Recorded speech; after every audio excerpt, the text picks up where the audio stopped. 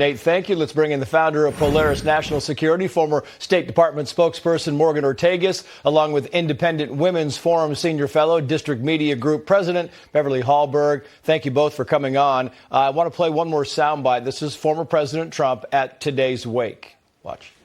The police are the greatest people we have. There's nothing and there's nobody like them, and this should never happen. We have to stop it. We have to stop it. We have to get back to law and order. We have to do a lot of things differently because this is not working. This is happening too often.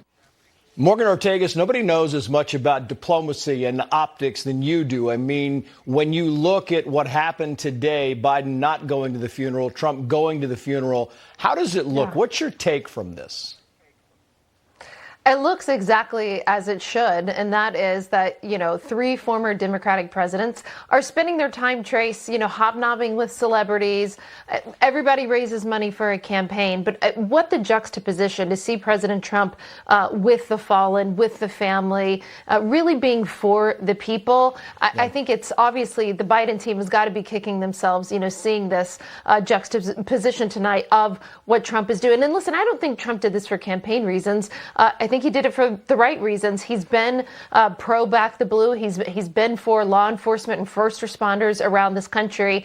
And if this is the kind of campaign that Biden is going to run, hobnobbing with celebrities instead of honoring the fallen, well, it might not end well for him in November. Yep. I mean, listen, he raised a lot of money, but the question is he going to raise his numbers? That's a big if, and we don't know. The White House did not say Officer Diller's name today, Beverly Hallberg, but they did blame Republicans for the spike in crime. Watch.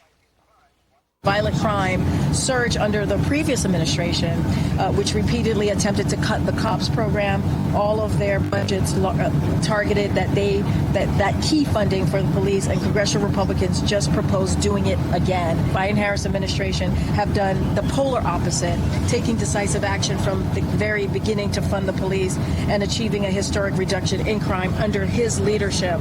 I mean, Beverly, it's laughable, right? It's like the border is secure, Afghanistan was smooth, and Republicans defunded police. It's just nobody believes it. No, it's a twist of the narrative. Like you said, they've done this with the border. They said that they've been the ones securing the border all along. It's Republicans who haven't. Now they're saying they're the ones who are tough on crime when we all know where the defund the police movement started. And I want to go back to the optics of this because you had President Trump, former President Trump, in this press conference. He had some of New York's finest standing behind him in solidarity with the message that we have a big problem. This is a huge issue for President Biden. He can say whatever he wants about what he's done as president and what Democrats have done, but people see through the truth. And I think Trump standing with cops says it all.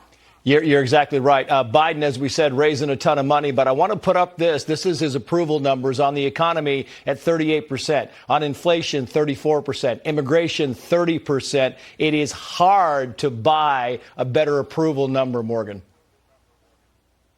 Yeah, well, I mean, listen, when you don't have anything good to run on, you start running on other things like, listen, they've clearly talked about in the State of the Union how they're going to run on abortion and on January 6th and all of these other issues. And you start running on those issues when you don't have good policies. But, people aren't stupid. They know how much it costs to go to the grocery store and fill up the grocery cart. They know how much it costs to go get gas. So it's not a surprise that his poll numbers are in some polls as bad as they were for Jimmy Carter when he was up for re-election. And listen, some things you can't fake. I actually feel bad for the White House press secretary in the clip that you showed because she's having to defend the indefensible.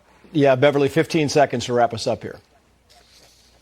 Yeah, I completely agree. And President Biden has a long road ahead of him. There's a reason why he's pulling out the big guns, Obama and Clinton, trying to help him along. But he has a long way to go. And we're going to see if he's going to actually debate former President Trump. We'll see.